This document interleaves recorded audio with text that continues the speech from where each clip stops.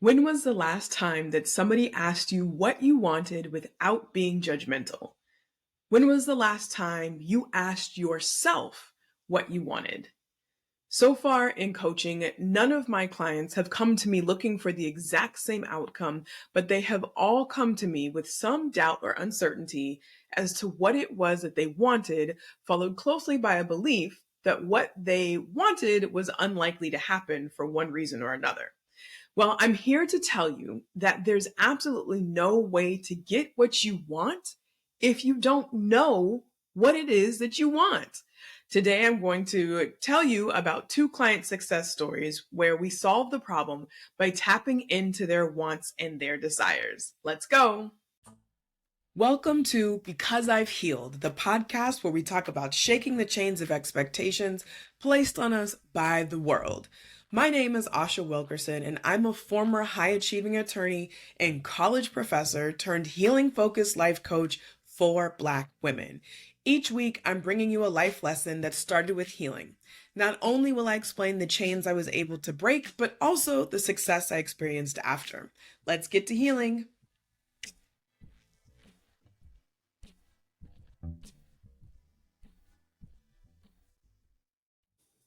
All right, here we go. I asked you a question when I started this episode. When was the last time somebody asked you what you wanted?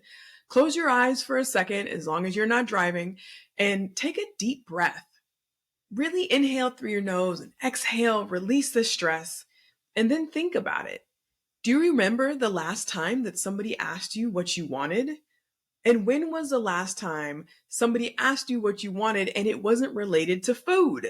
I know it's considerate, but sometimes I don't want to have to decide what to eat. I just want someone to pick something.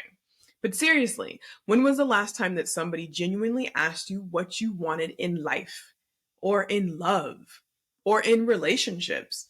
Or how about what you want from work or your career? Now think back to the last time that you asked yourself these questions. All right, you can go ahead and open your eyes again. I'm willing to bet that if you grew up in a Black or a brown household, your opinion probably didn't count a whole lot as a kid. Our parents often didn't ask us what we wanted for dinner, what we wanted to do during the summers, or if something was bothering us. So naturally, we likely didn't develop a practice for checking in with ourselves to see what we liked, disliked, or wanted to do or have differently. As an adult, you probably have bills, responsibilities, work deadlines, family obligations, and many more engagements calling for your attention. And it's hard to make the time to get quiet and to tap in. But I get it, but it's a problem. Or at least I believe it's the root to a number of problems that you might be experiencing. How do you know what to fix if you don't know what you want? Let me tell you about two different clients of mine. One we'll call Regina, and the other we'll call Simone. Regina is one of four sisters, and although she's not the oldest, in her opinion, she seems to get the brunt of her mother's attention and critical eye. Her mom is super old school and holds a deep belief that Regina's most important job is to keep her boyfriend happy. In her mind, having a man means stability, and so as a woman, Regina should do what she needs to do, wear makeup, lose weight, cook, etc., to keep her man.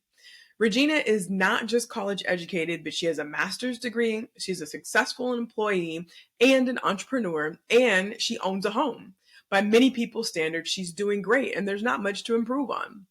But her mom keeps offering opinions that shake Regina's confidence, anger Regina, and make stronger boundaries with her mom necessary. Regina and I worked together for just one session on this particular issue. She was frustrated and hurt that her mom could so easily get under her skin. She wanted to spend more time with her, but she also needed distance. Her mom would call and say things like, "Oh, it's been so long since you've talked to me. It's been 2 weeks. You don't care about me anymore. How come you never come and visit?" What her mom was really doing was asking Regina for attention, but the way that she was doing it was so off-putting and manipulative that Regina had to set boundaries and create distance between the two of them just to keep her peace. That pattern of relating, of the mom chasing and Regina running, caused a really big strain on the relationship, so much so that Regina just had to disengage so that she wouldn't be triggered. But that didn't sit well with her. And so she came to ask me for some advice about how she could move through the situation. The first thing I did was to ask Regina what she wanted. And she sat there and she thought about it. She said, I've never thought about what I actually do want. She'd thought about what she didn't want. She knew that she was uncomfortable in the present situation, but she didn't know what she wanted the ideal relationship with her mom to look like. So as we talked about it a little bit more, I said, how do you want to feel? What do you want to do? How do you want to be? She came up with wanting to have time and spend time with her mom, but she didn't want to feel guilty about it. She wanted to spend time with her because she wanted to spend time, not because she'd been manipulated into it. She wanted to have regular contact with her mom, not every day, but regular weekly contact, maybe twice a week, so that her mom wouldn't feel so neglected by the time that they would get on the phone, but also so Regina wouldn't feel so responsible for doing all of the communication. She also knew that initially she would need to find a neutral location to meet up with her mom, because if she went up to visit her mom, she would get trapped in the house. And then she felt like if her mom would come down and visit her, then her mom could stay forever and ever and just say things that would trigger her. So we came up with a new set of rules and a new set of relating with Regina's mother that she could deploy. And when I asked Regina why she hadn't thought about doing this before, she said, well, this is the way we've always related to each other. But then there was also the real fear there about what if changing the way that they were engaging actually upset her mom, or what if it didn't work? And she also felt like she had never been able to change the boundaries of relating before. So why should she be able to do it now? And what happens if she's seen as a bad daughter? As the coach, I reminded Regina that she was already uncomfortable. Her mom was already upset. And that if it didn't work, she could always try something new. And also, Regina had already changed the boundaries with her mom, but it wasn't in a way that facilitated and fostered more communication. It was a protective mechanism, which is what boundaries do. And it was a good thing that she set the boundary, but it helped to create more distance or to keep the distance instead of being able to set a boundary that would foster love and communication. So before working with me, Regina didn't realize that her ideal relationship with her mom wasn't a reality, because her vision, Regina's vision of what was possible for her mom and her, was just too small. So how did we resolve it? I'm proud to say, like a proud, like little coach over here, that Regina invited her mom to a specific event. I believe they went to a garden that was closing in a couple hours where they could walk and talk. It was a space that Regina loved to be in, and it was a space that she knew that her mom would enjoy. It was neutral territory, so they didn't have to figure out how to leave each other's houses. She also planned to talk to her mom twice a week, because she knew that if she had more regular contact, then her mom wouldn't be so desperate for the communication. And she was hoping that she would get to a point where she could just update her mom about what was going on in her life regularly. Right after Regina and her mom hung out, she sent me a message to say thank you. Both of them had a great time and were so happy. She said that without talking to me, she wouldn't have thought about changing the way that they were interacting, and would have kept doing the same thing over and over again, expecting or hoping for a different result. I am so proud of what we were able to accomplish in that one session, and to see that it had lasting effects on their relationship. Hey there, pardon the interruption, but I just want to remind you to go ahead and join my email list. Head to ashawilkerson.com, and as soon as you get there, you will see the space to add your email, your first name, and your last name. Once you get on my list, you'll get all of the information about upcoming events. I have a weekly email called Word to the Wise, where I share with you tips and tricks to learn how to put yourself first and to lead your decisions through your wants and desires. All right, thanks for listening. Go ahead and sign up. Now, let me tell you about Simone. Simone is a woman in her late 20s, and after leaving her former employer, she decided it was time to make her move abroad.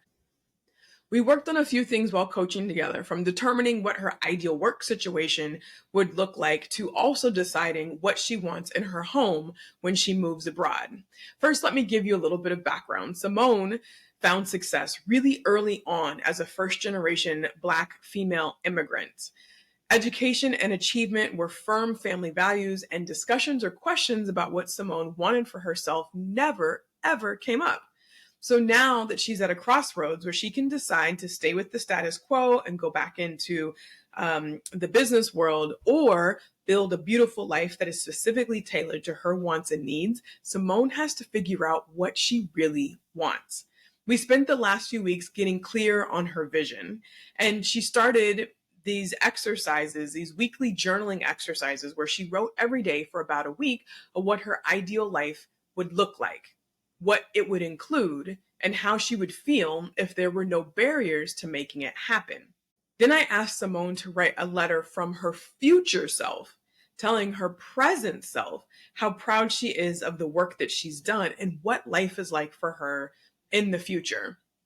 After we set the stage that way, opened up her mind, and got her to start dreaming, we got to work on mapping out her move abroad. We worked on the career stuff too, but for the sake of this story, we'll talk about the move abroad. Things were going well, but then the other day she said to me that although she wants to have a beach view when she moves abroad, she's afraid to tell the real estate agent helping her look for rentals that she actually wants the beach view. And I asked her why she felt that way or why she was afraid to say anything. And she explained that she was afraid that it might be too expensive or that the agent would only show her properties that she couldn't afford. She was afraid to only see beach views, thinking that they would actually just be too big for what she was capable of receiving. And I paused for a minute and thought about how to respond in a helpful manner, because in my mind, I thought, how in the world can you get what you want if you can't even ask for it? You have to be able to tell the world, the people around you, the universe, God, whoever you think is listening, what your desires are so that they can come and find you. But if you are not willing to open up your mouth and share what you want and to put it out there and to believe that it will happen, it will not happen. And then it hit me. I realized that she was still playing small because her vision of what was possible wasn't large enough. So we went back to work on her mindset to expand her vision for what was possible in the future. And the holdup for her was she knew what she wanted, but she didn't know how it was going to happen. And because she didn't know how, she kept her vision small so that she wouldn't be disappointed if it didn't come true. Both Regina and Simone were stuck in their patterns because initially they didn't know what they wanted, but after they figured it out, they had to expand their vision to understand that what they wanted was possible. Some of you listening right now haven't asked yourself what you've wanted in years. You were so disconnected from your body and from your desires that if a genie popped out of a bottle and granted you 3 wishes right now, you wouldn't even know where to start. But beyond that, you have to create a vision big enough to hold anything that you want. Hi there, pardon the interruption, but I just have to tell you about the Soulful Homecoming Retreat in Ghana that is designed specifically for Black women and women of the African diaspora. Now, we're headed to Ghana September 15th through 21st, 2024 for a healing retreat, not a tour, but a healing retreat. On this retreat, we are going to go by a river where our ancestors were last bathed before they were sold off to the colonizers and transported across the ocean, not just to remember the traumatic history of our past, but as a welcome home ceremony back to the continent of Africa, back to Ghana, where most of our ancestors likely came from. If not from Ghana specifically, there's a high likelihood that they came through those doors as a part of the slave trade. This homecoming retreat is designed to help you come home in every sense of the word. We have been so disconnected from our bodies, from our intuition, from our natural inclination as Black women, and it is time to come home to our continent, to our history, and to ourselves as powerful, divine women created in the image of the Most High. So I would love for you to come with me for this transformational experience. It's a week-long experience where you will be showered in love. You'll receive a name from a local tribe, and we'll spend 5 days on the beach working on ourselves through meditation, breath work, Reiki, sound bowl healing, and coaching. Please head to ashawilkerson.com/Ghana for more info. I cannot wait to see you there for the most transformational experience of your life. So now my question to you is, what do you want? And is your vision big enough to hold it? As you can see from the 2 clients I just talked about, I have a proven process for not only helping you determine what it is that you want, but for also expanding your vision so that it can hold your dreams. Now, if you are in a space where you know that something that you are experiencing is uncomfortable, you know that the relationship you have right now, whether it's with your parents or a loved one or a friend or a coworker, the job you have right now, or the life you're living right now isn't it for you, but you're not sure what to do next to make a dream life come true, I invite you to book a one-on-one coaching call with me. I will help you tap into your innermost desires. And if you are anything like me, and if you are a person of color, I will bet my last $100 that nobody has asked you and you haven't asked yourself what you want lately. It is like taboo sometimes in our families to say that we want to make a change because often the guilt of all the sacrifices that our parents have made or that our family members have made get put back on us. And we feel like asking for something different when we're, quote, lucky enough, unquote, to have what we have now is just doing too much. But I am here to tell you that your dream, your freedom to be and exist however you want to be is yours to claim. So I invite you to book a coaching sales call with me so we can work together one-on-one to get you back in touch with your innermost desires. I want you to feel comfortable asking for what you want. I want to expand your vision so that you know that your dreams can come true. And I am going to help you not only make a plan, but I will support you along the way as you take the steps to get there. My coaching right now is 6 weeks. And it includes weekly WhatsApp access. I almost stuttered there because it used to be Voxer, but now I'm on WhatsApp. I like that app better. So that if you have a question, no matter what time of day it is, you can send it to me. And I won't answer you in the middle of the night, but I will answer you when I get back up. Sometimes it is hard to step out of our present situation, our current situation, and see that what we want is actually desirable. If we have it, not even just desirable, that what we want is actually attainable. If we haven't seen it done before, it's hard to imagine that it could be possible for us. But as woman to woman, Black person to Black person, BIPOC person to BIPOC person, just human to human, I want you to know that whatever it is that you want is absolutely yours for the taking. So head to ashawilkerson.com/coaching to book a coaching sales call with me so we can get started and get you to taking action on your dream life in just 6 weeks. And as you go and do that, I want you to remember that it's because I've healed that I've been able to repair old relationships and start new ones from a different perspective. It's because I've healed that I've been able to leave expectations behind that no longer serve me. It's because I've healed that I'm currently living my dream life out loud with no regrets. And the same is available to you too. See you next week. Thanks for listening to this week's episode of the podcast. The best way to keep in touch is to go to my website, ashawilkerson.com, and join my email list. If you'd like more information about this episode that you just listened to, head to the show notes and you'll find all the details and all the links. See you next week.